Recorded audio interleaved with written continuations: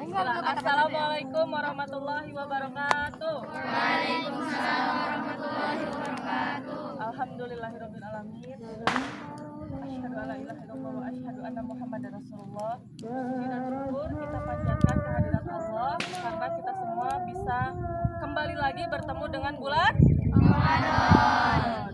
Bulan Ramadan itu bulan yang apa? Suci. Bulan suci. Bulan apa lagi? Berkah. Penuh berkah. Apa lagi? Penuh keistimewaan. Bulan turunnya Al-Quran. Bulan di mana bahasanya tuh Allah mengobrol pahalanya, memberikan ampunan sebesar-besarnya kepada kita. Betul nggak? Salawat serta salam mari kita senantiasa curahkan kepada Nabi Muhammad SAW. Semoga dengan kita berpuasa di bulan Ramadan, melakukan ibadah di bulan Ramadan, melaksanakan sunnah Rasul, kita bisa menjadi salah satu bagian dari umatnya yang mendapatkan syafaatnya. Amin, amin ya rabbal alamin. Pada kesempatan kali ini, insya Allah saya akan menyampaikan beberapa hal yang bisa mengurangi pahala puasa. Kalau yang batalin puasa apa?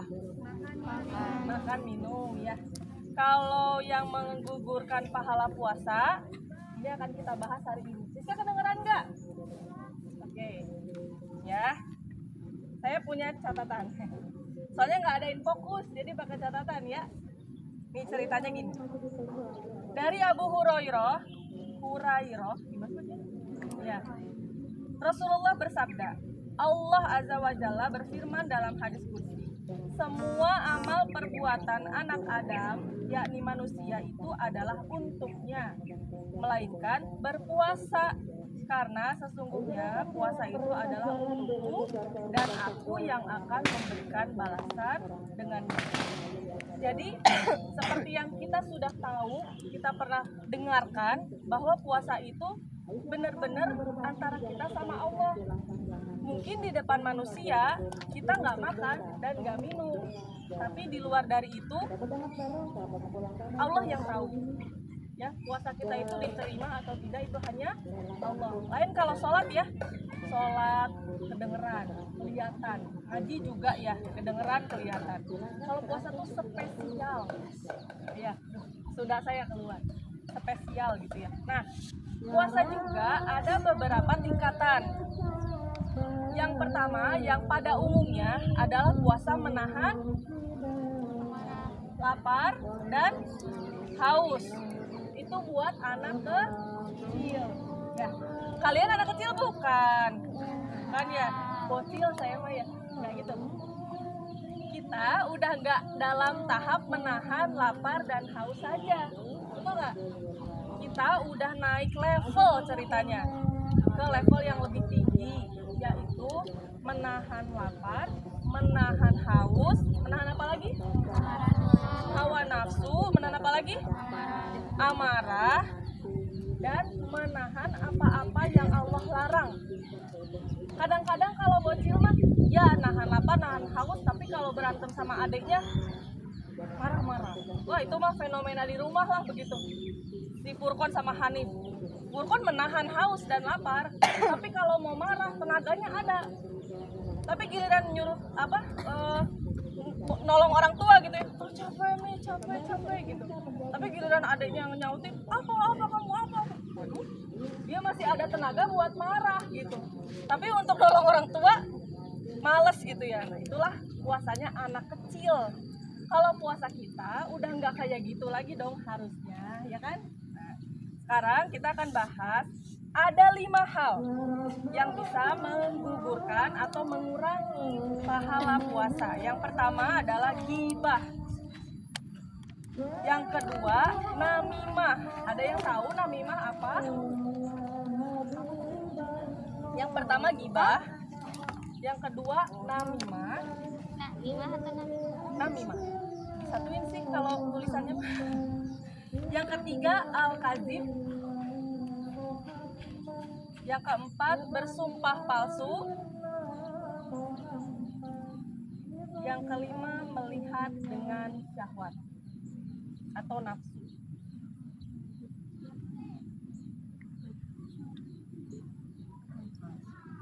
Gibah, namimah, al-kazib, bersumpah palsu, dan melihat dengan syahwat.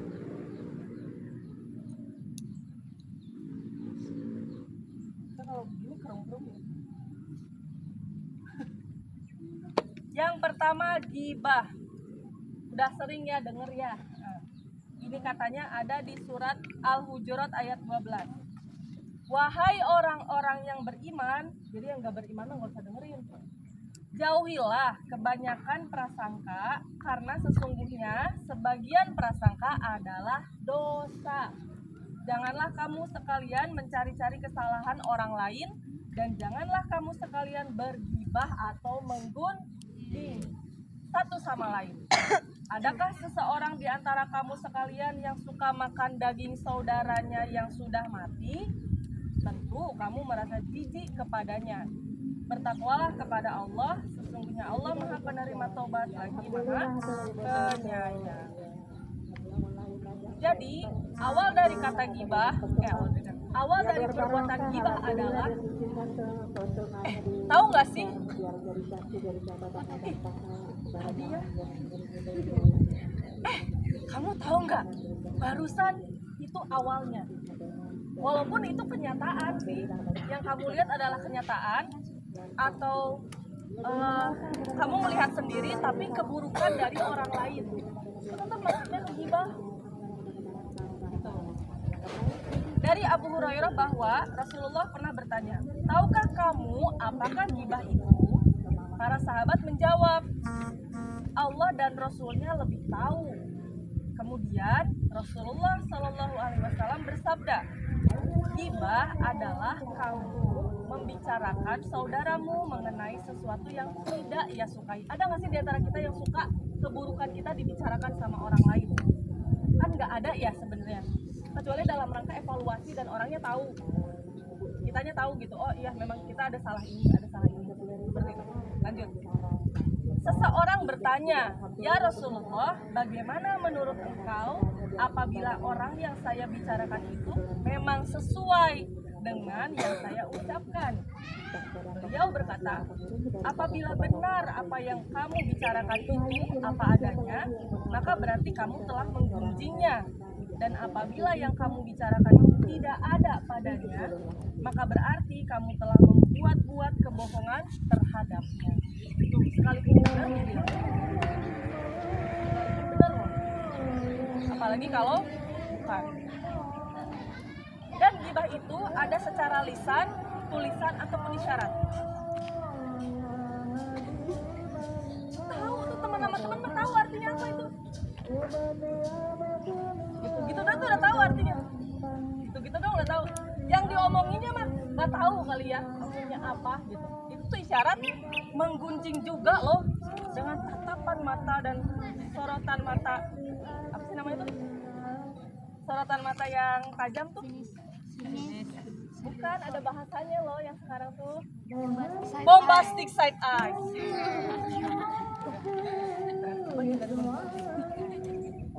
Terus gimana tuh Pun? Kan nggak bisa kita tuh menghindari hal seperti itu ya. Paling kita cewek-cewek ya. Nah, katanya gini, mampu menghentikan pembicaraan gibah berarti telah merubah kemungkaran dengan kekuasaan. Tahap paling pertama itu kekuasaan. Kita mampu menghentikan itu, baik dengan kata-kata maupun udah stop atau gimana ya. Itu kekuasaan. Mungkin jarang orang yang bisa kayak gitu ya. Kedua, menyampaikan bahwa pembicaraan yang terjadi adalah gibah, tapi nggak bisa menghentikan. Cuma udah itu gibah tahu misalnya ya. Itu berarti kita merubah dengan lisan. Terakhir, berlalu dan meninggalkannya adalah bentuk merubah dengan hati. Semoga kita dikuatkan imannya sama Allah, jadi bisa melakukan 3 hal itu. Paling pertama, kalau kalian bisa, lakukan dengan kekuasaan kalian. Kedua, ya udah ngomong. Ketiga, tinggalkan saja. Karena ikut terlibat di dalamnya, meskipun hanya sebagai pendengar, berarti ia setuju terhadapnya dan membiarkannya terus berlangsung. imannya berada dalam kondisi yang lebih buruk dari selemah-lemahnya iman. Nauzubillah min dzalik ya. Semoga kita terhindar dari hal tersebut. Nomor 2, namimah. Namimah itu mengadu domba atau memprovokasi. Dari Abdullah bin Mas'ud, sesungguhnya Muhammad berkata, maukah ku beritahukan kepada kalian apa itu al-adu? Itulah namimah, perbuatan menyebarkan berita untuk merusak hubungan di antara sesama manusia. Jadi mengadu domba itu menghasutlah ya, supaya antar orang atau antar kelompok terjadi pertempuran. Itulah bahasanya pertempuran. Namimah ini adalah termasuk dosa besar. Kelihatannya sepele dalam pengamalannya, tapi berakibatnya fatal. Terus lanjut ya. Nomor 3, al-kazib adalah berkata bohong.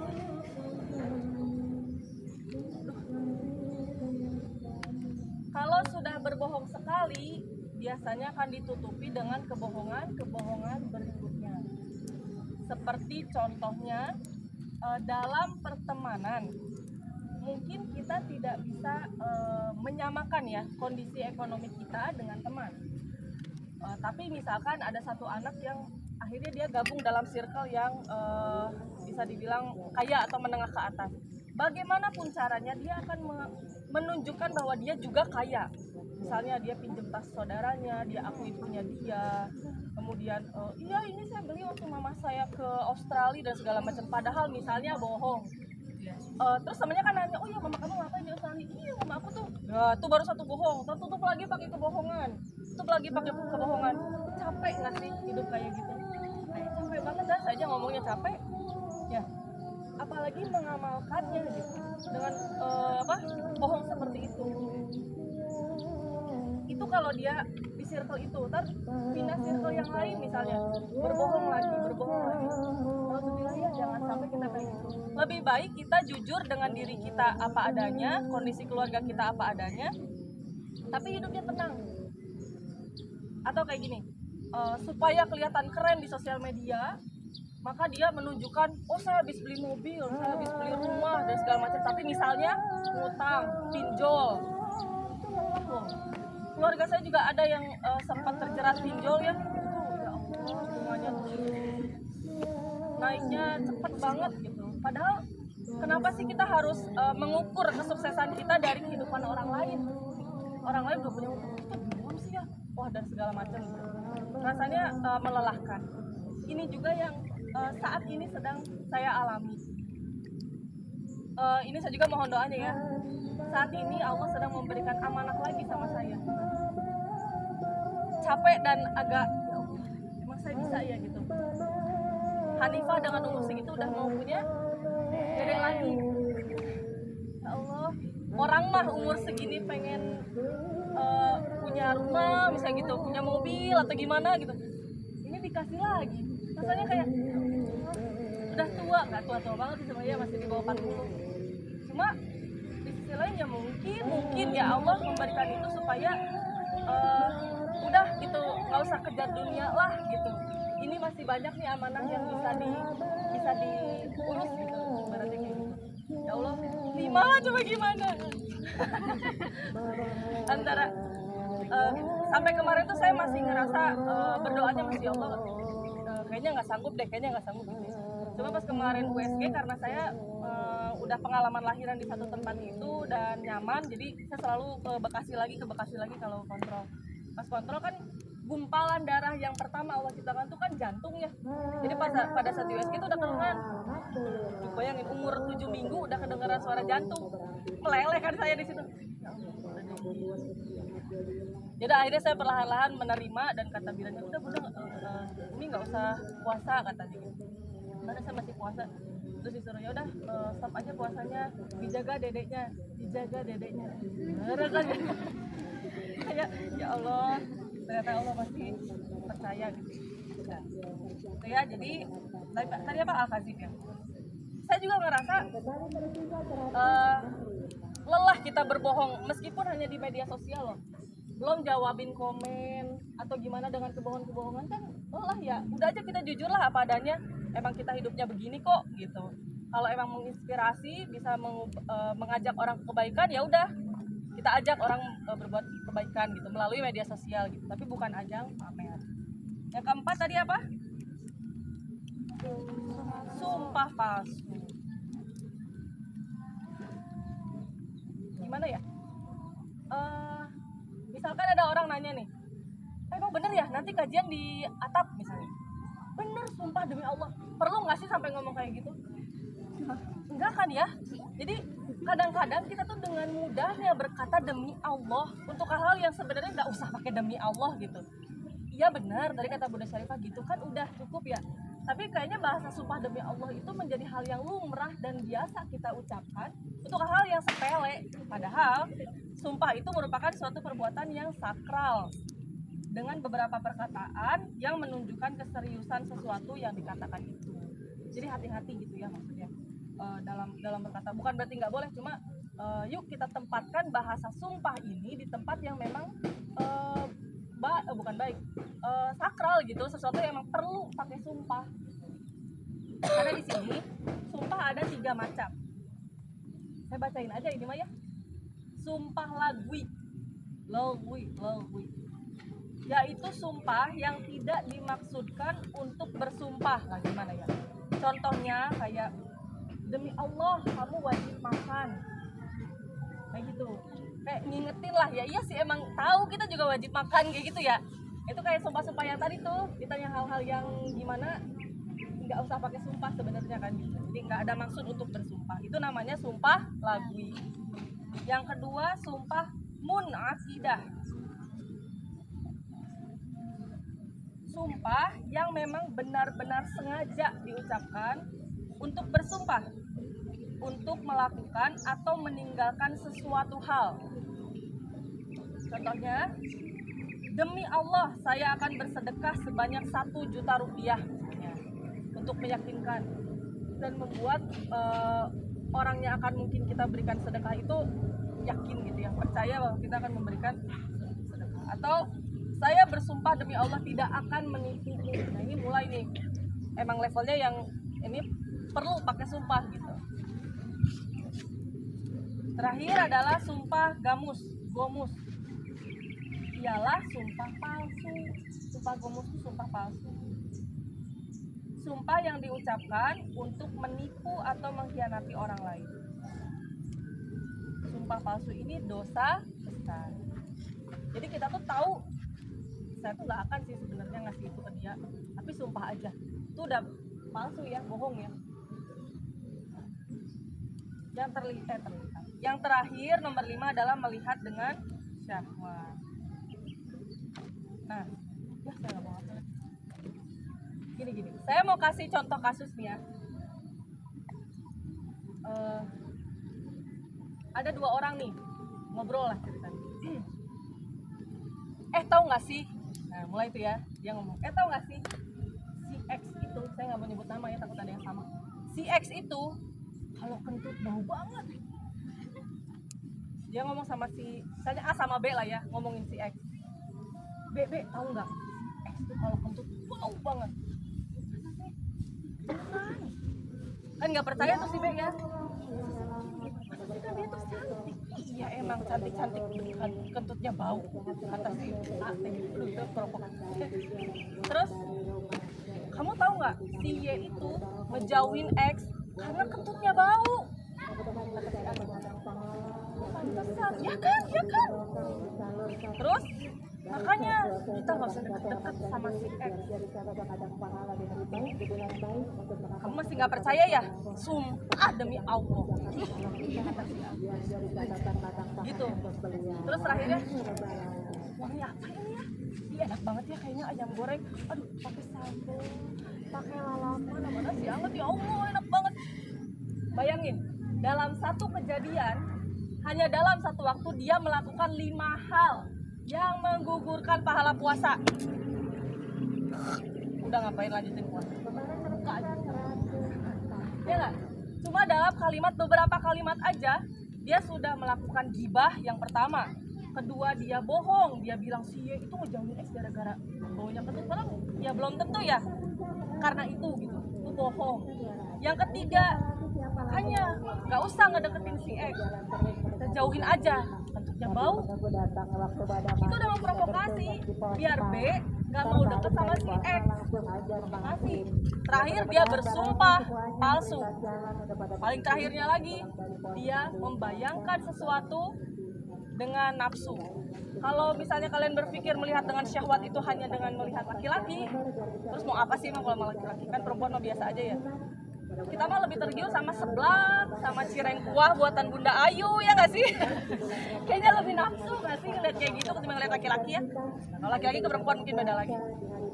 Tapi saya mengambil sisi yang lain gitu. Jadi melihat dengan syahwat, melihat dengan nafsu, itu salah satunya adalah membayangkan sesuatu yang nggak ada, terus sampai begitu.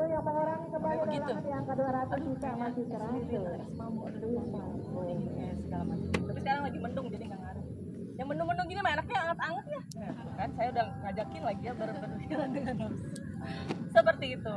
Nah, udah segitu aja dari saya. Nah, tapi saya mau bagi-bagi nih, mau bagi-bagi rezeki. Sekarang hari Jumat ya? Iya, benar, pas banget. Saya minta ya, teman-teman 10 orang aja. Udah banyak ya? 10 orang, satu orangnya ngasih tahu tiga pembicaraan yang tidak mengandung gibah, provokasi, bohong, atau apapun yang bisa kalian lakukan bersama teman kalian. Dan nggak boleh sama. Misalnya Wafa ngacung nih, dia ngasih tahu 3 hal itu. Nah, yang selanjutnya nggak boleh sama Wafa. Jadi saya akan ketemu 30 topik pembicaraan yang nggak ada gibahnya. Takutnya kalian tuh bingung, apa sih Bun omongan yang nggak ada gibahnya? Coba apa? Ya coba ayo kita pikirin sama-sama. Apa sih omongan yang nggak ada gibahnya? Yuk, silahkan dipikirkan dulu. Nanti kalau udah ada langsung aja. Ya. Ada kok, pasti. Ini gimana sih Bun pause ini? Oke. Ya, silakan Nadia. Jadi apa Nad? Apa? Ya berdiri aja. Ya udah apa? 1. Ngomongin mimpi atau cita-cita. Yang kedua, hobi, hal yang disukai. 3,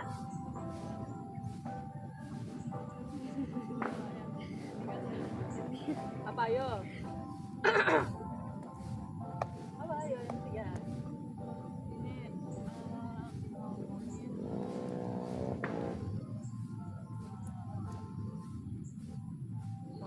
Kisah-kisah Nabi. Oke, ketiga ya tuh. Kita bisa ngomongin cita-cita yang mungkin kita berubah-berubah, hobi atau kisah-kisah orang-orang terdahulu.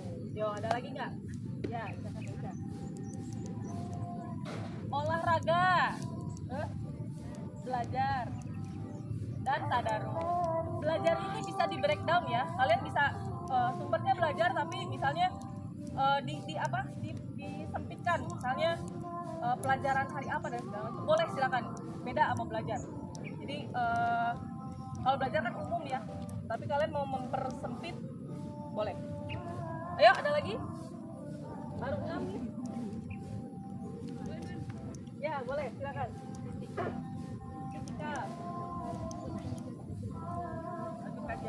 Ikut kajian, terus membahas kajian tersebut misalnya ya, boleh. Terus murojaah, saling murojaah gitu ya, ya sama teman ya. Bener gak kalau lagi puasa mah kayaknya boro-boro mau ngomongin orang ya, mau ngomong aja udah tahan energi sampai maghrib ya Allah gitu ya. Jadi boro-boro, tahu gak sih udah kayak gitu ngedenger kata-kata tahu gak sih udah nggak nafsu ya kalau lagi puasa. Itu makanya puasa itu menjadi salah satu cara supaya kita terhindar dari dosa. Baru 9. Ada lagi? Ya ada lagi. Banyak tahu sebenarnya. Ayo. Tentang ya, silakan nonton. Film, Tentang film, diskusi tugas, kerjain kerjaan soal TK. kerjain soal matematika. Iya nggak apa-apa. Kalian di sekolah ada berapa pelajaran sih? satu pelajaran dibahas dengan temen, itu udah berapa pelajaran coba? Oh saya mau ngebahas soal PKWU tuh, saya mau ngebahas soal prakarya, kan ada bisa ya. Ya buka buku yuk daripada kita ya kita buka prakarya. Terus pas dibuka prakarya, udah Talita tahu hamil lagi anak 5 ya Allah. Gibahin saya dong kalau gitu. Gak ya. Ayo ada lagi nggak? Berapa orang tadi baru 4 ya Rizka silakan. Makna ayat kandung ayat, masya Allah tabarakallah. Terus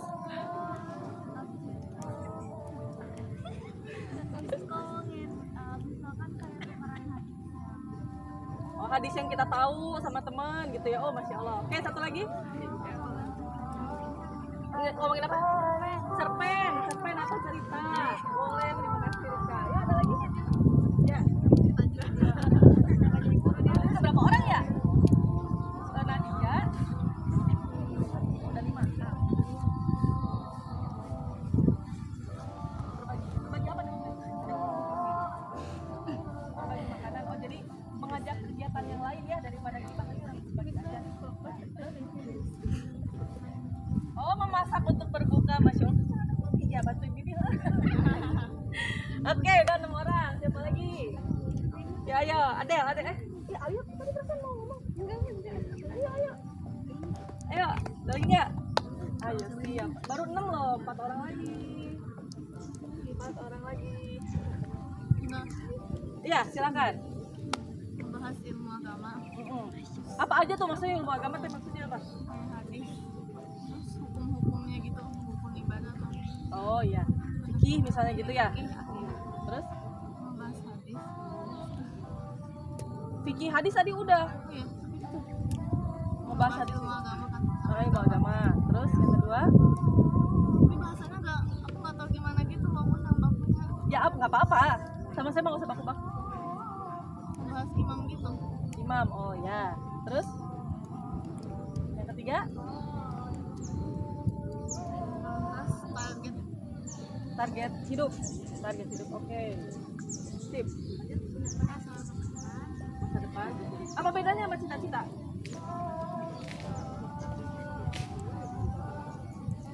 Lebih dekat gitu. Target paling dekat gitu ya. Terus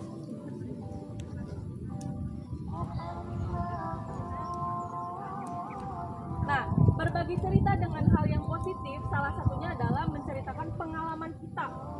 Toh kita kan yang diomongin, boleh kan misalnya kayak kemarin tuh ya aku waktu ke mall main kesini terus ngeliat ada apa ini, tapi jangan jadi ngomongin orang yang ada di mall ya. Tapi maksudnya pengalaman kita, hikmah apa yang bisa kita ambil dari kegiatan yang kita lakukan misalnya ya. Ketiga apa ya? Ayo baca. Tunggu, 2. Iya apa? Sharing apa?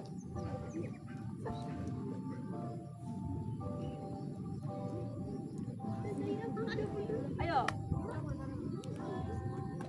Sedang menyusun kata-kata. 3 orang lagi ya. Bentar ini dulu. Tunggu. Pak Adel masih mikir. Kalian juga mikir dulu.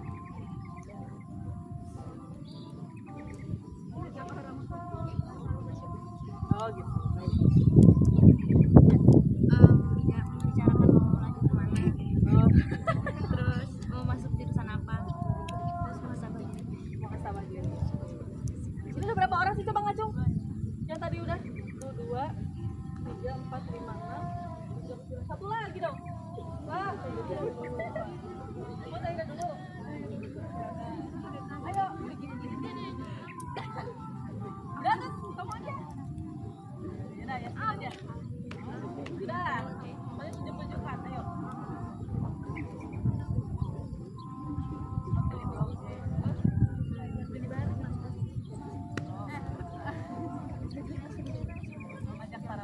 Oke, selamat kepada 10 orang itu insya Allah. Tapi voucher 2.000 aja ya, nggak apa-apa ya. Belanjanya setelah ini langsung ya, karena setelah maghrib nggak boleh ya Bun ya. Belum diinfokan ya. Jadi waktu jajannya supaya nggak bentrok sama Iwan ya. Jadi setelah ini langsung ke Hopna. Oke, Ada yang mau ditanyakan? Jam berapa sih Bu? Udah selesai belum? Wow, udah setengah jam lagi. Udah aja ya. Ya, ada yang mau ditanyakan nggak? Ya. Kalau misalnya ngomongin kebaikan orang gimana? Nah, kalau ngomongin kebaikan orang dalam rangka apa? Ya betul, sebagai inspirasi. Kalau saya rasa sih tidak apa-apa ya. Kita membicarakan kebaikan orang lain. Asal jangan sampai setelah kita bicarakan kebaikan orang muncul rasa iri. Kita nggak tahu hati orang seperti apa. Jadi kalau sepengalaman saya kayak gini misalnya, emang kalau rapat nggak pernah ngomongin orang, ada ya. Nah, kita satukan lagi nih visi kita, satukan lagi niat kita apa. Ketika membahas sesuatu, itu nggak cuma sampai sepotong gitu. Kayak misalnya, ya udah akhirnya apa ya namanya, dampak yang ada dalam diri kita adalah si A itu jelek. Udah gitu doang. Nah, kalau di dalam rapat atau di dalam forum itu endingnya tuh harus ada closingnya, harus ada sesuatu yang membuat kita netral. Karena kan setiap orang pasti ada baik dan buruknya ya. Nggak mungkin orang itu buruk terus gitu, atau hanya buruknya saja yang kita lihat. Misalkan saya ngomong sama Bunda Naya misalnya gitu tentang Wafa misalnya gitu, ngomong tentang Wafa, oh, Wafa tuh begini misalnya. Oke, kenapa dia bisa begitu? Kan kita cari tahu kenapa dia bisa begitu. Oh mungkin begini, oh pantesan dia begini. Oke, itu poinnya. Kalau ngomongin keburukannya doang, si Wafa gitu beda emang tanggapannya ya. Tapi kalau dibawa ke rapat di niat yang baik, emang kita mau memperbaiki Wafa misalnya, di endingnya tuh harus ada step-stepnya. Mau diapain nih Wafa biar bener misalnya gitu. Saya ngomong sedepannya aja ya. Nah, mau diapain biar bener. Nah itu kalau maksudnya seperti itu mah, insya Allah masih dalam track yang benar gitu. Karena kan kebayang emang kalau misalnya kita nggak ngomongin orang sama sekali, mustahil ya gitu. Pasti ada gitu. Tapi sekali lagi luruskan niatnya untuk apa, untuk mengevaluasi dia. Oke caranya gini, dan pada akhirnya pun Wafa tahu, nggak jadi pembicaraan si Wafanya nggak tahu gitu ya. Kita akan omongin misalnya apa mungkin ayahnya langsung ngomong sama Wafa, gini. Itulah maksud dari tabayun. Omongan orang dikasih diluruskan, itu bener nggak sih kata si A begini, kata si B begini, kata si B begini, bener nggak sih gitu. Jadi diluruskan gitu, dengan tabayun. Allah juga memberikan fasilitas lah dalam tanda kutip, gimana atuh ya Allah, kita tuh nggak mungkin nggak ngomongin orang gitu ya. Oke ada forumnya kok, tabayun, dirapatin dulu nih misalnya. Oke, kita mau ngebahas siapa nih, si A tuh begini. Oke mungkin karena di keluarganya begini. Oke berarti kita harus gimana, begini. Oke yaudah yuk kita eksekusi, kita jalanin, kita panggil anaknya, udah dijalanin gitu ya. Jadi ada prosesnya. Makanya mungkin kalau seumuran kalian pasti masih butuh bunda-bunda atau kakak-kakak yang bisa memfasilitasi seperti itu. Kalau misalnya kalian yang kayak gitu mah kayaknya masih yang gimana caranya, itu kan nggak ngerti ya. Makanya butuh dibantu sama fasilitator seperti Mustifah. Ada lagi yang mau ditanyakan? Itu ya apa ya, insya Allah kalau kita gak orang mah nggak apa-apa, asal kita menjaga hati kita supaya jangan sampai ke iri. Ada lagi yang mau ditanyakan?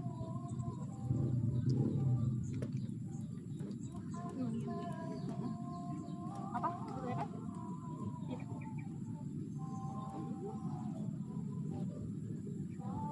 Apa?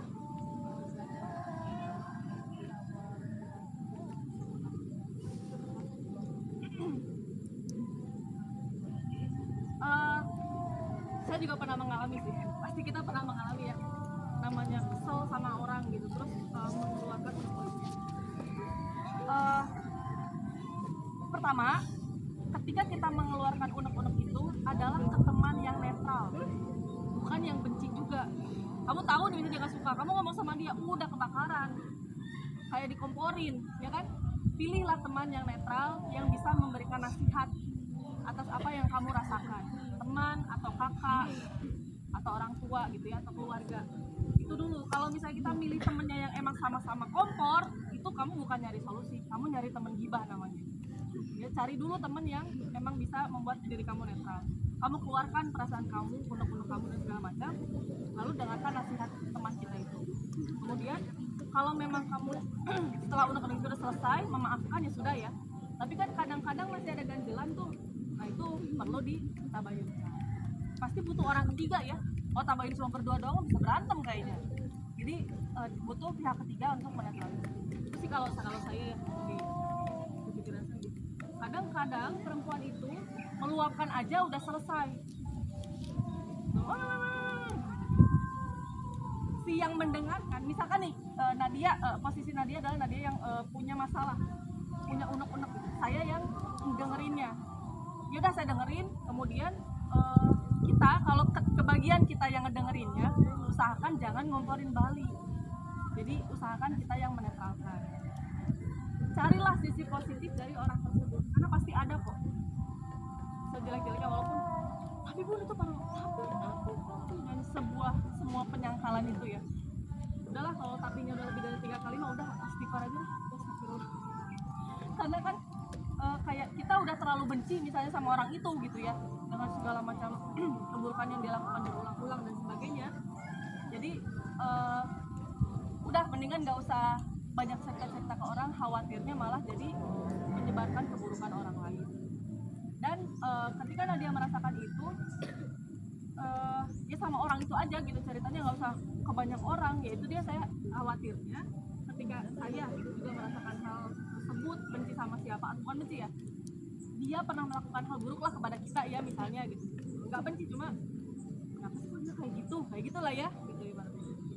Itu ya ke satu orang itu aja ceritanya, Pak, ini cerita lagi ke sini, wah jadi kan prasangka orang akan berbeda-beda. Dan biasanya kalau dalam satu circle itu suka ngomongin orang, maka siaplah kita untuk diomongin sama orang itu. Biasanya kayak gitu. Saya juga punya circle teman SMP, SMA juga gitu. Wah ngomongnya begini-gini. Ternyata di balik itu saya juga diomongin gitu sama orang itu di circle yang lain dan seterusnya gitu. Jadi berhati-hatilah juga kita dalam berbicara, karena kita nggak tahu kita ada di posisi yang menggibah orang, digibahi orang, atau mendengarkan gibahan orang. Itu kan ada andil ya, tetap ikut andil dalam proses gibah. Gibah ada proses. Ada lagi yang mau tanyain? Oh iya, sama-sama. Saya juga ini ngejawabnya bukan ini ya, maksudnya pengalaman aja gitu. Kalau hadis-hadis segala macam saya juga nggak tahu. Saya masih miskin ilmu sebetulnya. Cuma ini juga harusnya Buya Zaki yang ngisi ya. Tapi berhubung kan ini Ibu Zaki. Jadi udah ini yang di Akhwat udah bagi-bagi. Tadinya mah sama, nggak bagi-bagi. Tapi yang PowerPoint saya yang ini, saya bawa anak-anak ke atap aja biar nggak bosan. Apalagi ya kira-kira yang mengurangi pahala di luar dari yang 5 ini? Ada nggak pikiran gitu, pikiran hal yang lain? Oh, scroll TikTok, IG, tahu-tahu udah maghrib, aduh tangannya gini-gini tuh. Iya nggak sih? Kalau di rumah ya, maksudnya kalau di rumah itu yang godaan tuh HP bener-bener dah. Dulu kalau zaman saya dulu godaannya tuh temen ngajak main, dari pagi-pagi, keluar main. Godaannya begitu. Padahal misalnya haus saya tuh. Dan tapi gara-gara itu ya saya merasakan yang namanya lupa puasa. Pulang puasa, alhamdulillah. Karena saking capeknya main sepeda, lari-lari sama temen segala macam, pulang ke rumah buka kulkas sambil minum. Tetot, aduh ya Allah. Tapi rezeki ya kalau lupa gitu kan. Itu kalau misalnya HP kan nggak secapek-capeknya kalau HP paling capek mata ya terus tidur gitu kan. Tapi kalau main kan bener-bener yang aktivitas gitu, melelahkan pikiran dan badan gitu. Jadi pas pulang sampai rumah puasa ya. Alhamdulillah. Waktu kecil kayak gitu saya. Dan beberapa apa ya, cerita lucu lah kalau sekarang kalau dibilangin ya, karena dulu waktu itu masih kecil. Jadi puasa nih ceritanya. Orang tua saya itu dulu kebiasaan belanja bulanan. Nah, entah kenapa saat itu belanja bulanan itu belum dibuka, belum dirapihin gitu sama ibu saya tuh.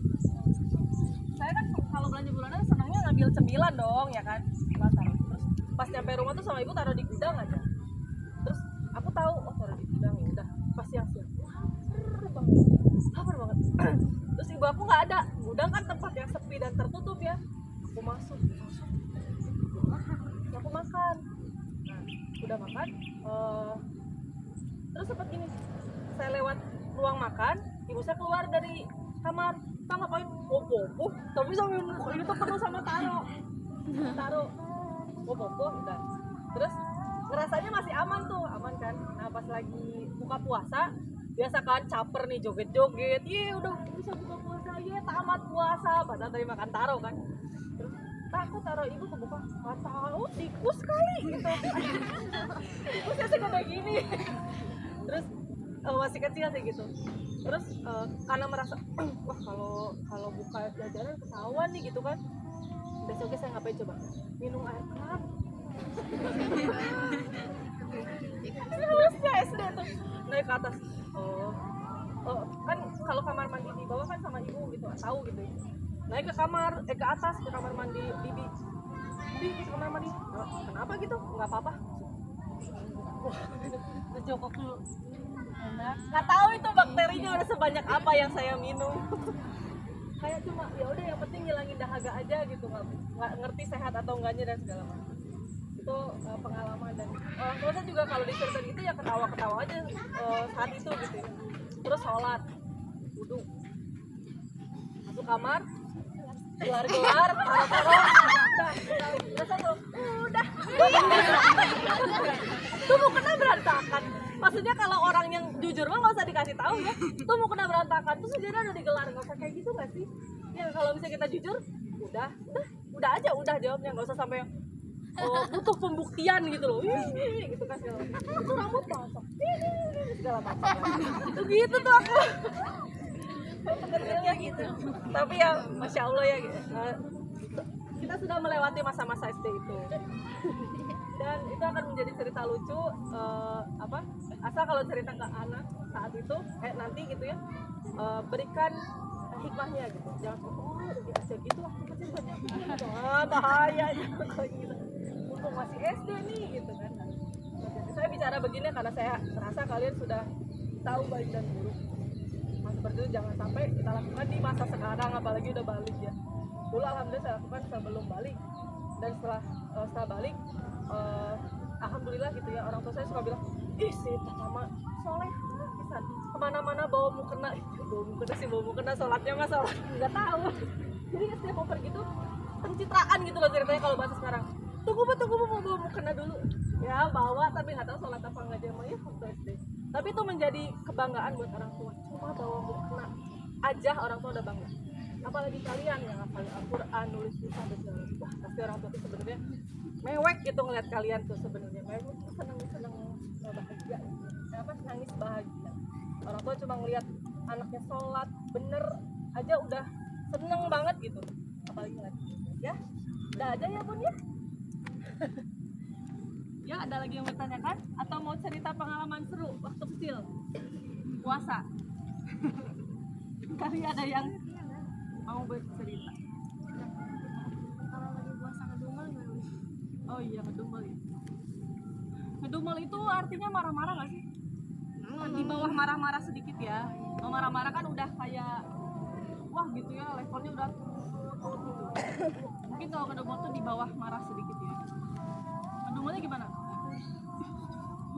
Gitu ya? Iya. Saya nggak tahu ya, sekali lagi kalau pahala mah itu adalah hak prerogatif Allah untuk memberikannya kepada kita. Menyatakan bahwa puasa kita diterima atau tidak itu ya hanya Allah ya. Cuma alangkah lebih baiknya dihindari. Ini pengalaman juga kemarin nih persis. Saya kan jemput mertua ke bandara. Waktu itu nganter nganter dulu ke bandara hari Senin. Terus si Hanif nangis-nangis pengen jajan di Indomaret bandara. Waduh, Indomaret bandara harganya bisa berapa kali lipat dari Indomaret di Sasak Panjang ya kan? Jadi saya mikir 2 kali, Hanif, kalau kamu di Indomaret bandara bisa beli 20.000 bisa kalau di Indomaret Sasak Panjang 20.000 bisa dapat 10 item, 10 biji gitu ya, 10 makanan. Cuma satu. Nah, dia nggak paham lah, pokoknya anak TK nggak paham. Pokoknya mau nangis terus. Oh, yaudah yuk nanti kita cari Indomaret. Udah lah, akhirnya gitu aja. Kan belum puasa waktu itu hari Senin. Nah kemarin hari Kamis saya jemput orang tua mertua saya di sana. Nangis lagi, pengen es krim yang di bandara. Ya Allah, biar aku bisa nggak tahu harga es krim di bandara berapa. Hanif, mendingan beli Mixue. Kata aku teh di Sasak Panjang 8.000 doang kan. Daripada beli di bandara, nggak mau pengen di bandara yang gini. Iya di Mixue juga gini. Gitu. 2 tumpuk kalau mau gitu. Terus udah kebawa emosi tuh marah sama anak. Terus udah gitu qadarullah sempat nyasar lebih lama lagi jadi kan di apa namanya di sananya. Terus ini saya bilang bingung kan, si Hanifnya nangis merengek pengen balik lagi ke bandara. Itu saya udah antara mau nangis ya lapar ya kesel ya pusing kepala karena karena mungkin lagi hamil. Terus saya paksain puasa. Terus kata Abu Jaki, udah diem aja, udah cuma pakai kata-kata itu doang. Abu Jaki lagi di mobil terus cuma bilang udah diem aja, udah bener-bener biarin aja, mau kayak konser apapun tuh di mobil gitu, karena emang udah nggak ada tenaga buat ngedumel. Itu udah ibaratnya udah udah low baterai lah, udah tinggal 2% gitu. Jadi kalau kita sedang merasakan itu lebih baik diam. Kalau saran saya sih gitu ya, karena emang sayang ketika saya juga pernah akhirnya keceplosan gitu. Udah sih diam dulu, itu aja udah banget ya gitu. Itu kan bentuk kita marah ya, apalagi marah ke anak sendiri gitu. Jadi saran saya ketika kita memang mau kayak gitu udah mendingan diam. Jadi kalau ada teman-teman kita yang memang mendadak solehah ketika Ramadan, jangan dicela ya. Yang manfaatkan waktu loh, dari 12 bulan 1 bulan ini Allah obral gitu ibaratnya pahalanya, Allah obral pengampunan dosanya. Terus kita malah mencela orang yang memanfaatkan hal itu, kan malah kita yang jadi toel-toelnya gitu. Jangan sampai kita kayak gitu ya, biarin seperti itu, malah kita support, kita dukung, kita juga kayak gitu, nggak apa-apa. Walaupun lalu juga biasanya nggak gini gitu, ya udah nggak apa-apa. Emang di 1 bulan itu Allah kasih waktu kita untuk memperbaiki diri, dan mudah-mudahan kebiasaan itu dilakukan terus selama 11 bulan lainnya. Walaupun memang pasti begini ya dalam kehidupan gitu, termasuk saya juga seperti itu. Tapi di 1 bulan itu kayak sayang banget kalau dipakai buat marah. Sampai anak aku juga bilang gini, "Mama kalau puasa banyak diem ya." Karena memang ya gitu, sayang gitu, sayang tenaga, sayang pahalanya gitu kalau dipakai buat marah-marah. Kamu biasanya juga gibah kok diem aja misalnya gitu. Ya udah gitu, nggak apa-apa, ya udah kita hargai. Sayang atuh di 1 bulan itu kita pakai buat gibah juga gitu ya. Mudah-mudahan juga bulan berikutnya enggak hilang ya. 10 anak tadi siapa ya? Saya takut lupa, mau bilang ke istri. Nadia, Raisya, siapa lagi? Rizka, Adel, Najma, Olive, Reva, Mustafa, Jasmine, siapa lagi? Putri, Fatima.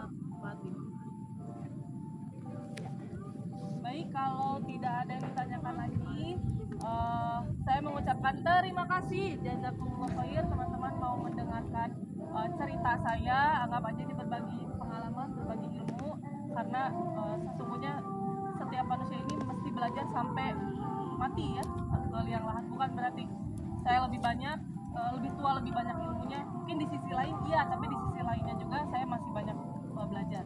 Saya grogi, saya deg-degan juga seperti biasa menghadapi kajian seperti ini. Mungkin kalau Khairun Nisa dan segala macam ilmunya beda lagi, saya bisa lebih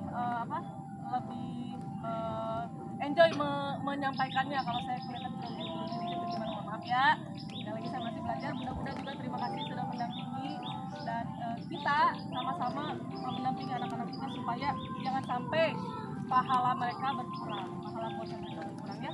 Diingetin aja Bun, kalau ada yang gibah, shoot, nanti aja, jangan gibah, jangan nunggu buka ya. Bismillah langsung gibah, jangan atuh ya. Jadi udah makan, udah aja ibadah lagi. Kalau mau gibah langsung ngaji aja, capek dah sok ngaji gitu juga udah capek ya. Ya, mudah-mudahan teman-teman semua sehat, bisa melewati Ramadan ini dengan baik, banyak pahalanya, diampuni dosa-dosanya.